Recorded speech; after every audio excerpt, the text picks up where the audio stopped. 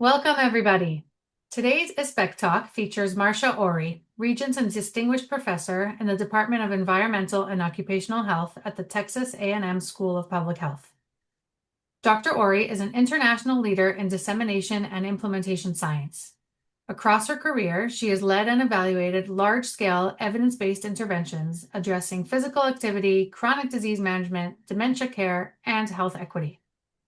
She has played a central role in advancing pragmatic implementation frameworks, including RE-AIM and its integration with PRISM, emphasizing that implementation is dynamic, contextual, and iterative rather than linear or static.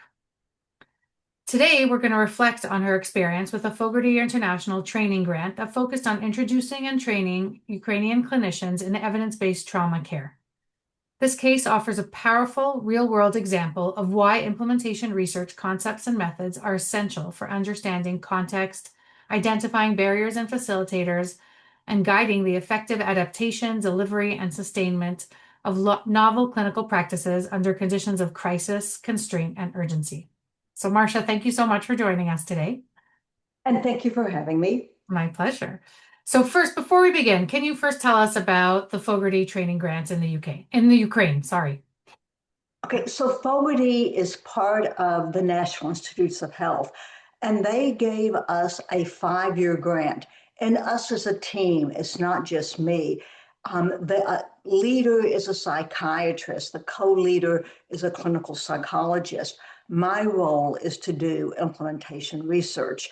So the goal is basically not just a one-shot training, but to work for 5 years to build a cohort of Ukrainian clinicians that know and then can implement trauma care. Wow. So the war started in 2022. Our grant and the first time we went over was in 2023. We go over once a year on site, and then a smaller group come to Texas for an in-depth summer workshop that's about 5 weeks. Wow. So is it a train the trainer approach, or no, you're Well, actually training the clinicians? we are training, but because we want this to scale up, we have about 40 clinicians in our first cohort. We have a second cohort. We started into year 3 with another 40. So you're absolutely right. We are directly training clinicians, but particularly the first cohort, the hope is that they will take, and they're from all over Ukraine, not just one city. The hope is we will train them and they will work with their colleagues. Wow. So how do you evaluate the effectiveness of such a thing? Are you evaluating just the training or the outcomes of the care provided? Actually, we have 2 different goals. One is to understand the ability for clinicians to practice. So part of this is a clinical study. The second part, and what I'm brought in to do, is to evaluate, is it feasible? Is evidence-based trauma care possible in a war-torn country with limited resources? So we are first evaluating whether we can train the clinicians, if the clinicians will stay with us over time. Are they actually able to implement the interventions?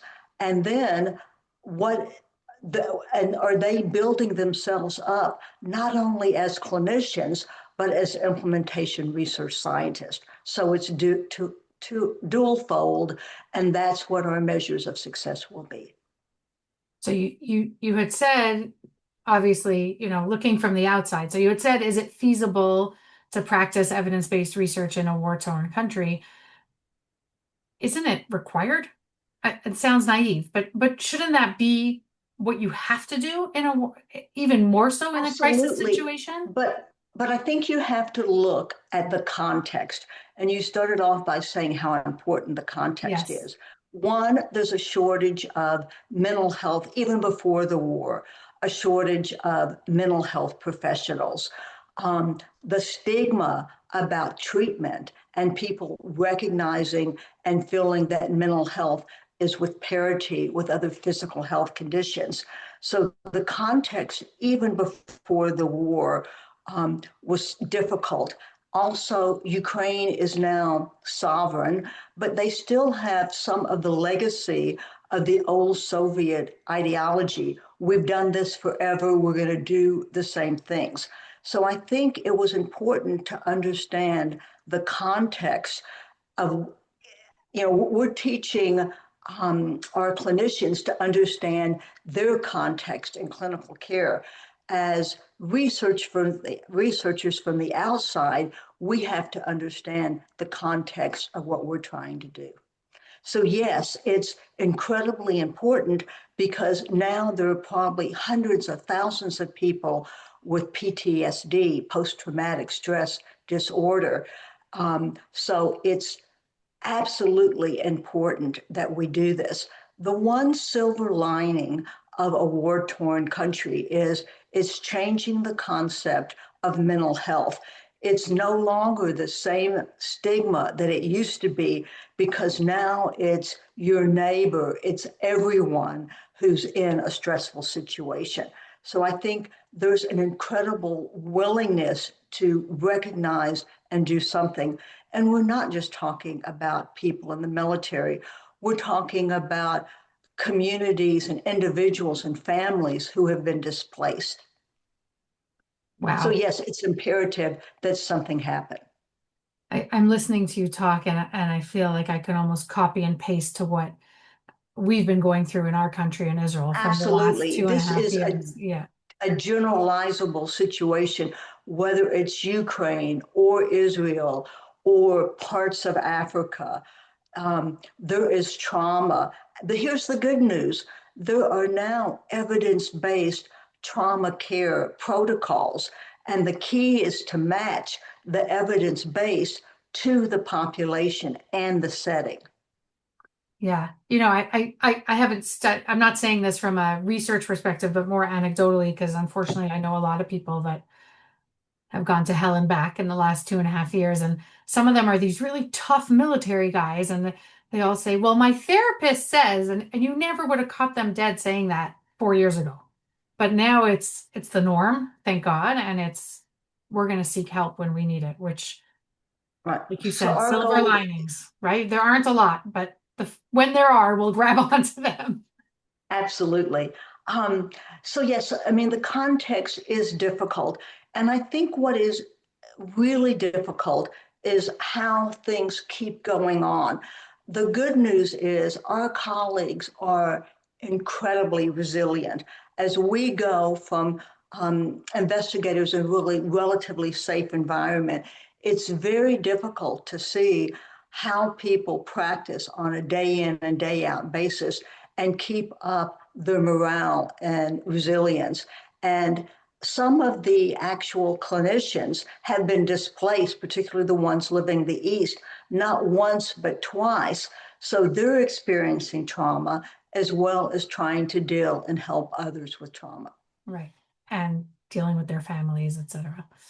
Um, so explain to me how you operationalized re-aim. You used re-aim for this, right? So Yes, can we you use explain both. to me from the academic perspective, how did you Right. operationalize re-aim Well, here? the first thing we learned is even though the criteria was that you had to be proficient in English, the first thing we learned is there was a language barrier, and not just a language barrier, but terms that clinicians don't use. So they don't think about implementation research. So the first thing we had to do was to simplify it. The first couple of lectures were very heavy on implementation, concepts and principles and theories.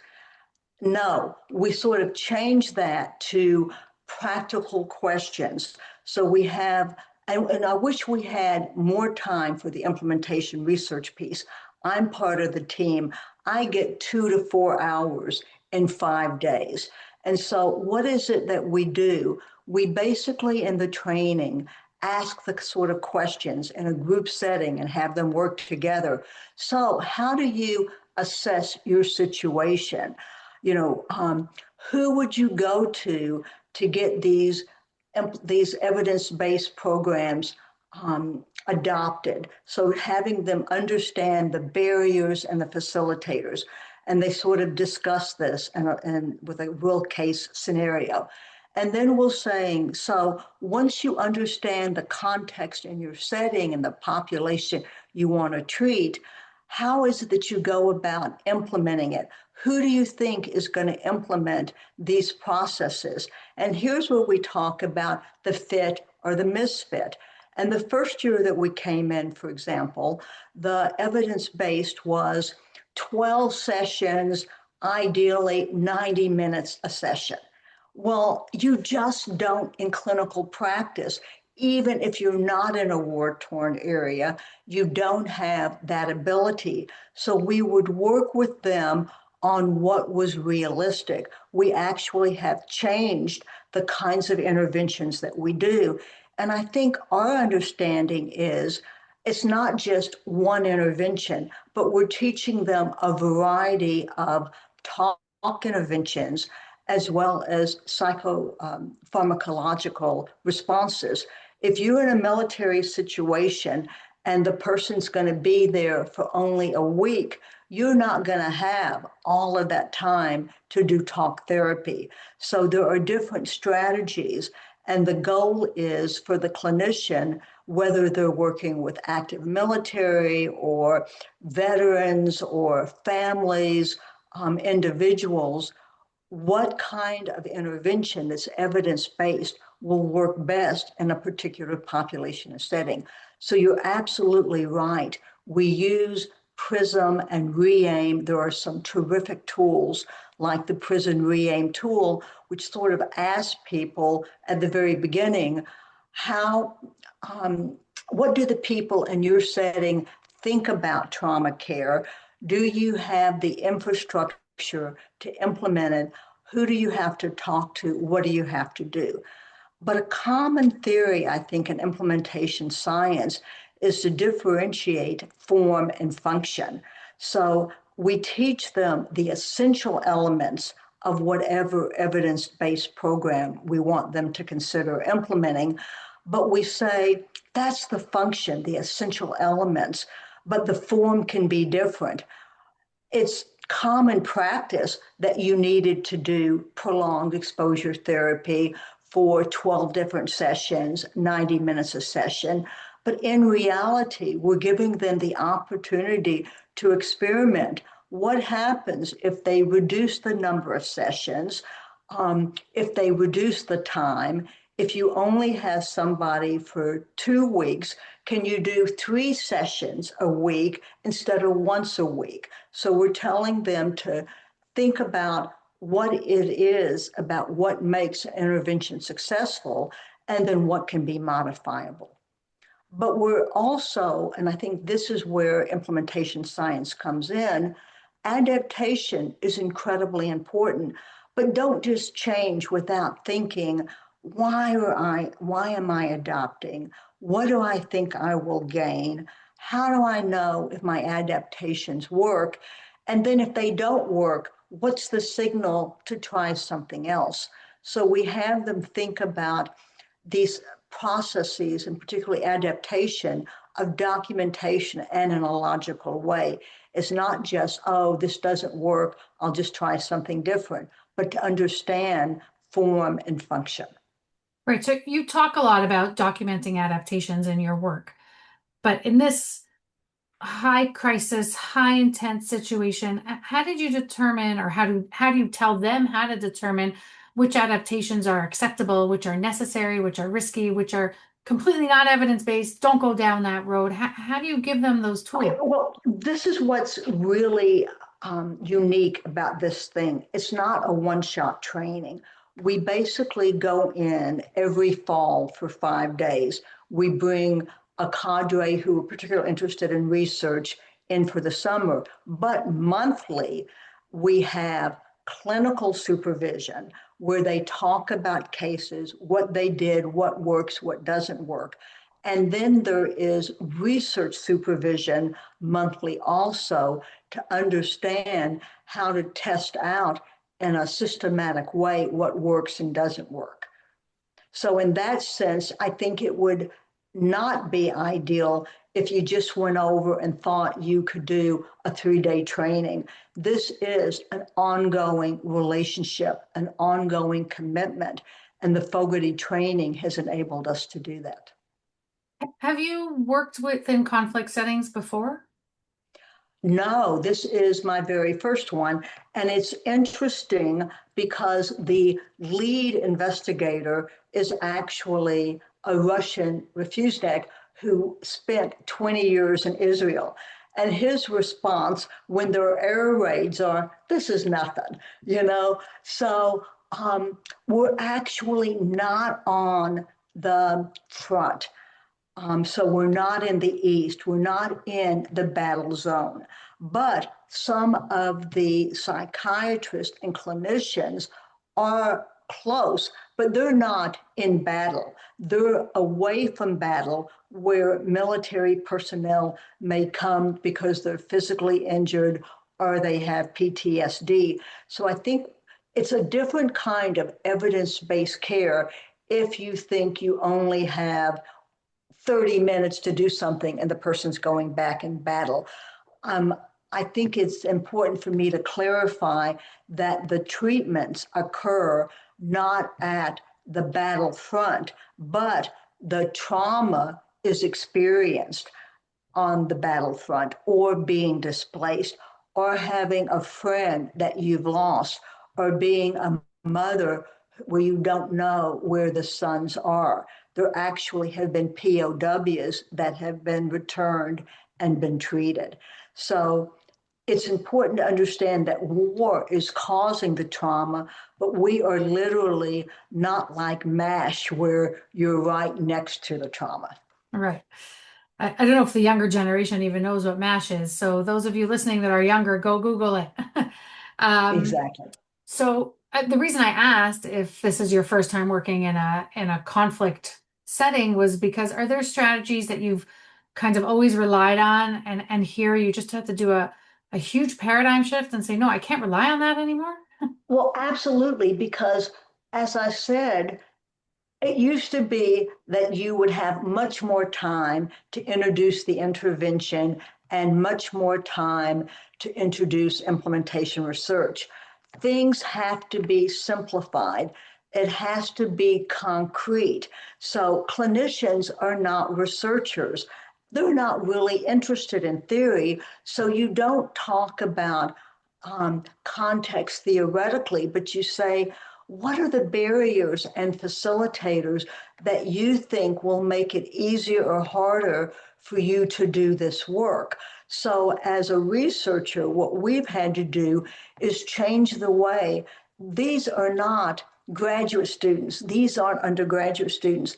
They don't, they're not there to come out being scholars in implementation research. Our goal is pragmatic, to have them understand what makes it easier or harder to implement these interventions. So how should implementation science rethink, best practice when working in emergencies or conflict zones or extremely rapidly changing environments? I would say make it not one time, but over time to recognize what's going on in a country, to understand the context is really important. We actually also have these workshops, but in the evening, we get together and we socialize. So we've become sort of understanding what the clinicians are going through. And I think that's important, not just to think we can pour information into them, but to see them as real people with not only being a clinician, but what their issues and concerns are.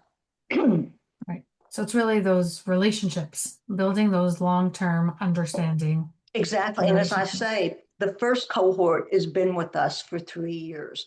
Um, it's difficult, but it has to be dynamic. Things change. We have changed, for example, the evidence-based practices from the 12 sessions to a different form that might be 5 sessions. So as we learn, and I'm in public health, so the concept is listen to your audience, listen to the people that you're working with, see what their needs are and adapt. So in the same way that we're telling the trainees to adapt the intervention, we're adapting the way we approach our training. Wow. But there are So, still the essential elements, which means one trip every fall, that 1 month clinical supervision, 1 month research supervision. So those are the essential elements. What goes on at that time can change according to need. wow. So we usually end these podcasts with, do you have one piece of advice that your younger self would want to hear, or could you tell our students, or you wish you would have known before you started working in a conflict setting? It's difficult, it's challenging, it is incredibly rewarding. So don't go in with your academic self, go in with your pragmatic public health. I want to be your partner self. That's what I think makes success. Wow. Marcia, thank you so much for your time. I think we in Israel have a lot to learn. We're doing a ton within mental health interventions, a ton. Every other person I speak to is doing something, whether it's in resilience research or, Mhm. PTSD, whatever it is. So, but I think there's always much to learn. So thank you so much for your time. And thank you for having us, and we would be delighted to share the link. Take care.